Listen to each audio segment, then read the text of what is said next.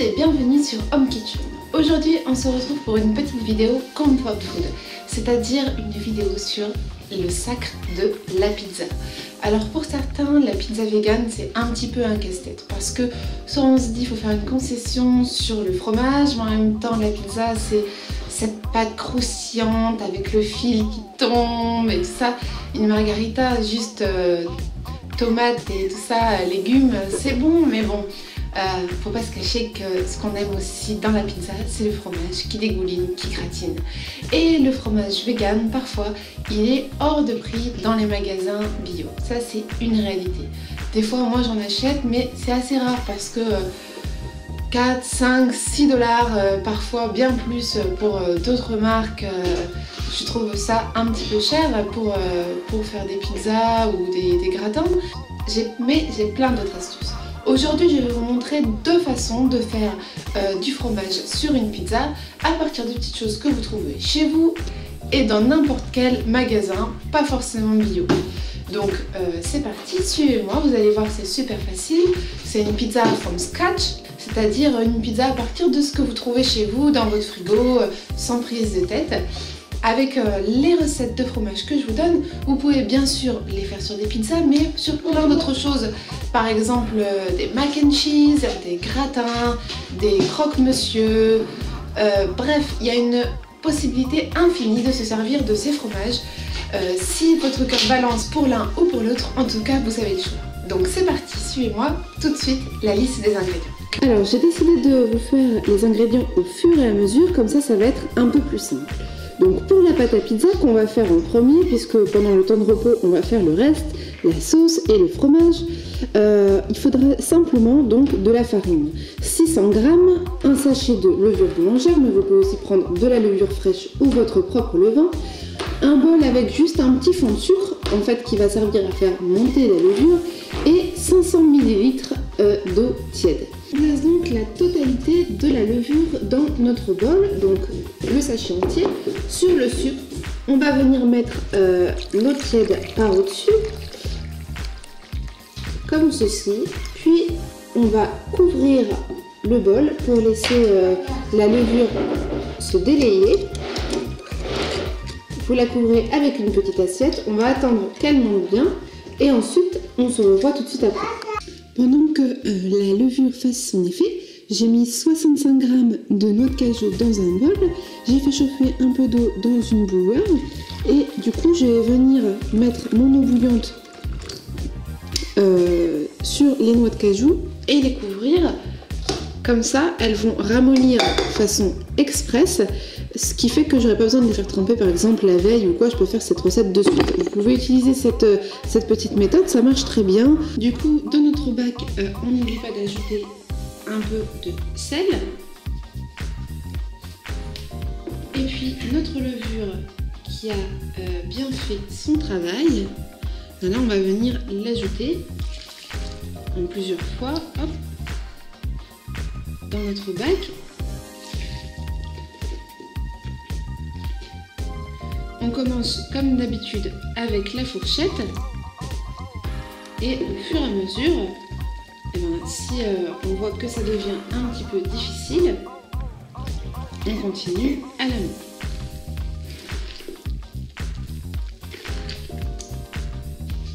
Une fois qu'avec les doigts on arrive à quelque chose, on arrive à une pâte, en à peine quelques mouvements, on vient fleurer son plan de travail et on va commencer à pétrir. Inutile de pétrir non plus 1 heure, mais on va commencer à faire marcher le gluten dans la pâte. On ne veut pas trop non plus rajouter de la farine, on veut une pâte élastique. Après, c'est vraiment le travail où la pâte va monter, où elle va prendre forme. Hop.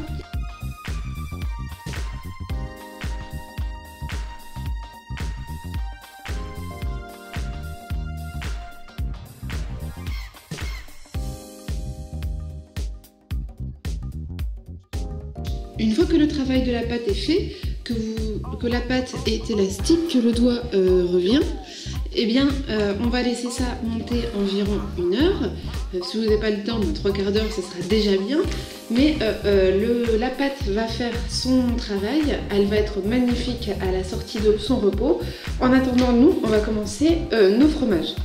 Alors, pour notre fromage, notre première option de fromage végétalien, donc on aura besoin de nos 60 g de noix de cajou sec qu'on aura fait tremper, le jus d'un demi-citron, un petit peu de fécule de tapioca, donc environ 30 g, de 80 ml d'huile d'olive, mais vous pouvez aussi prendre par exemple de l'huile de coco désodorisée ou même de l'huile de tournesol, ce que vous aimez.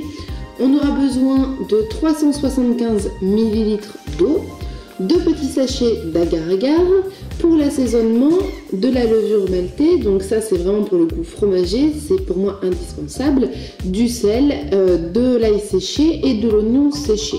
On va rester soft parce que c'est vraiment pour une pizza et après il va y avoir l'assaisonnement aussi de la sauce qui va compter. Donc voilà pour les premiers ingrédients. La suite consiste juste à mettre l'ensemble de nos ingrédients dans un blender. Donc les noix de cajou trempées, donc en plus vous voyez ça vraiment suffit, 15 minutes dans un bol d'eau bouillante, ça vaut une nuit. Notre levure maltée, les 375 ml d'eau,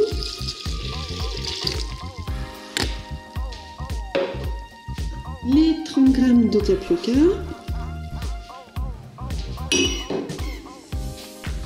l'huile, 80 ml d'huile d'olive. Moi je trouve que l'huile d'olive est plutôt appréciable quand on fait le citron. On pourrait très bien aussi mettre du sirop d'agave, un tout petit peu, pour sucrer très légèrement. C'est aussi sympa. Moi là j'en ai pas mis, mais ça m'arrive d'en mettre un tout petit peu, un petit trait de sirop d'agave. C'est vraiment sympa. Ça amène une petite douceur au fromage. Et bien sûr après l'assaisonnement, le sel, le poivre, l'ail, sans oublier les 2 petits sachets d'agar-agar de 4 g chacun. Après ça, on obtient une crème épaisse qu'on vient mettre dans une casserole. On va amener ça à ébullition. On n'hésite pas à mélanger continuellement pour que ça n'accroche pas. Ce mélange va s'épaissir petit à petit. Cette opération prend juste vraiment quelques minutes. Après on viendra le mettre au frigo. Ça sent un peu presque la fondue quoi. Elle s'est vraiment épaissie. Elle a un peu une consistance un peu collante comme ça, un peu de fromage, un peu de fromage qui fondrait. Vous voyez ce que je veux dire?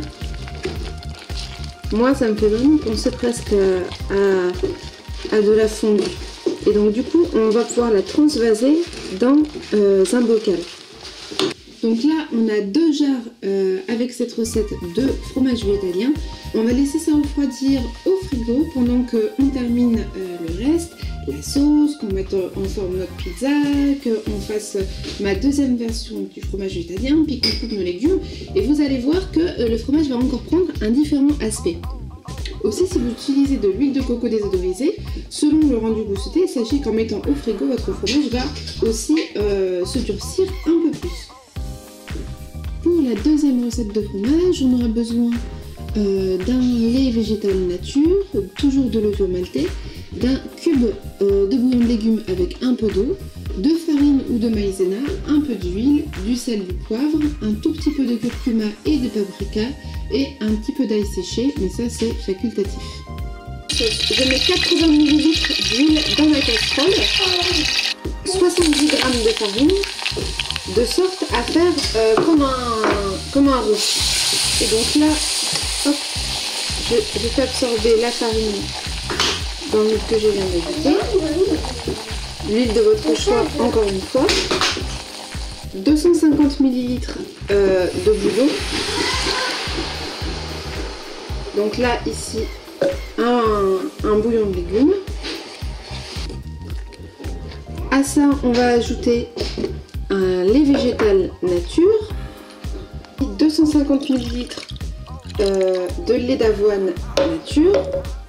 Là, on arrive à une sauce très onctueuse, très crémeuse, quelque chose qui file un peu.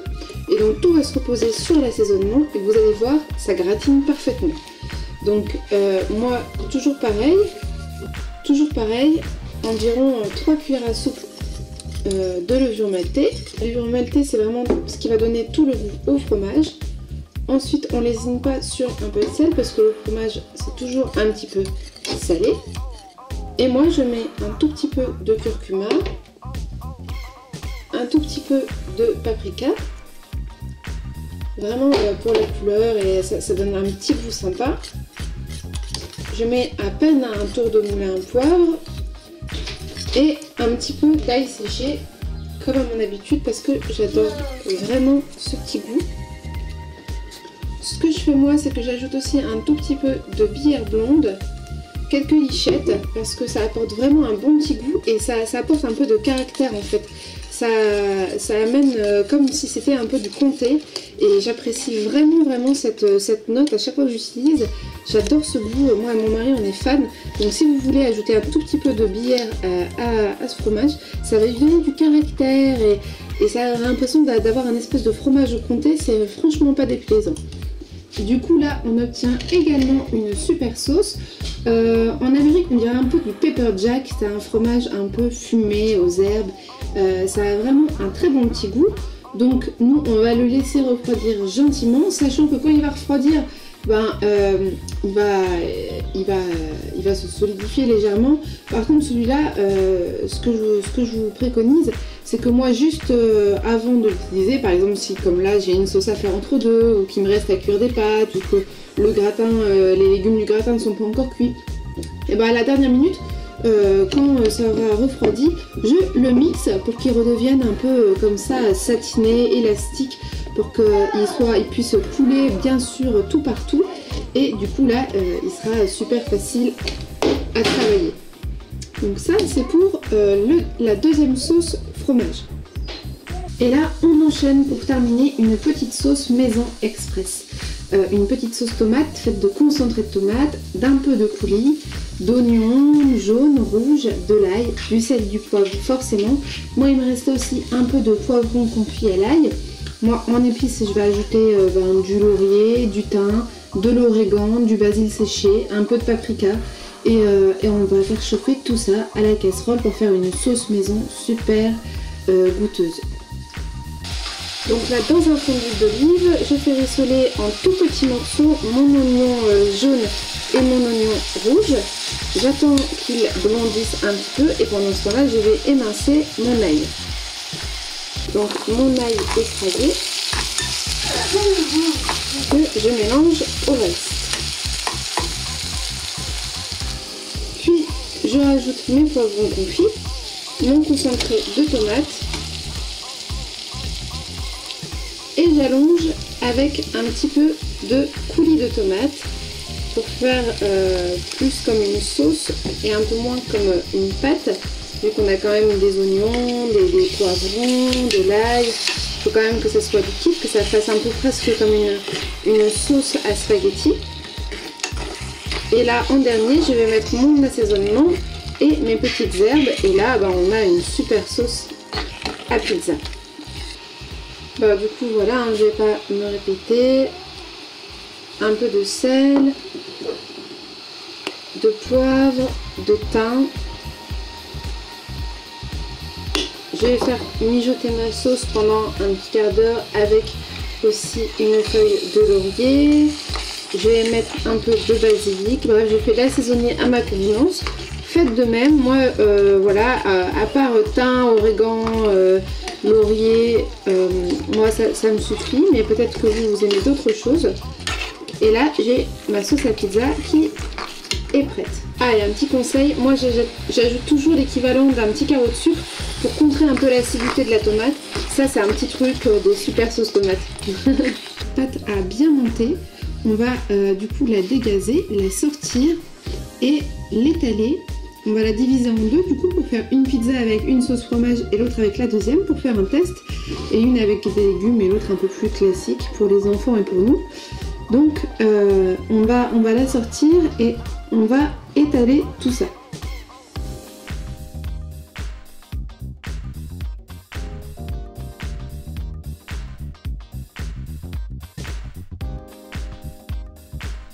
Alors, quand vous avez vos deux pâtons étalés, il est temps de préchauffer votre four à 220 degrés, les gars.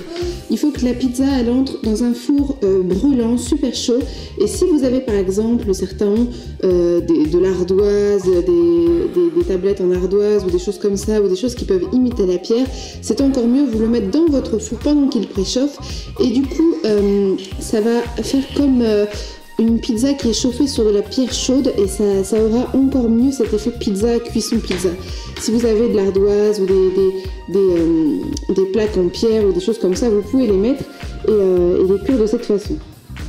Donc pour le début, on y va juste avec notre sauce maison, aux herbes, tomates, oignons, ail, poivrons.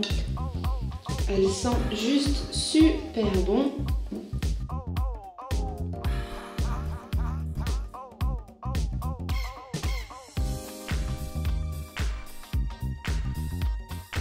Ensuite, sur l'une, on va ajouter notre fromage au cajou.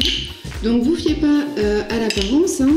Ce qui compte, c'est qu'on va voir quand ça va être cuit. Pour l'instant, il est un petit peu solidifié. Mais vous allez voir qu'une fois cuit, il va s'étaler. Il va gratiner. Comme on a mis un petit peu d'ail séché dedans aussi, il a un arôme très sympa. Et donc là, vous pouvez y aller, on en met autant qu'on veut. Voilà, donc celle-là, on va la faire juste avec quelques olives.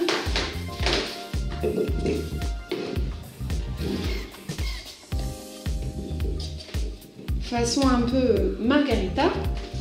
Pour la deuxième, c'est quelque chose de plus liquide, mais le goût est juste sublime et ça gratine juste exactement pareil. En fait, partout là où on va en mettre, vous allez voir, ça va être super joli. En fait, ça va faire comme une pizza à triple cheese en fait.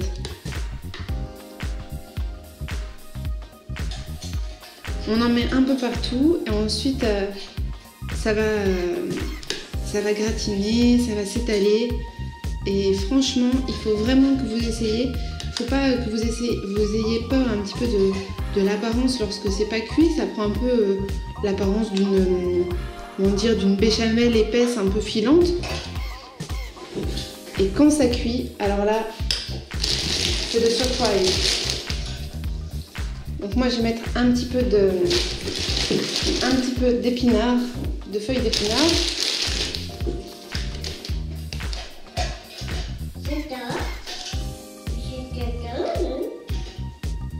Comme ceci.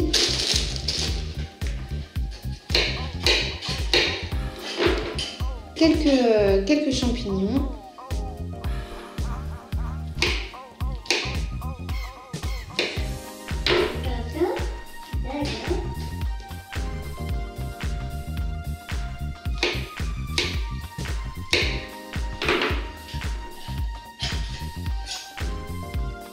Et hop là.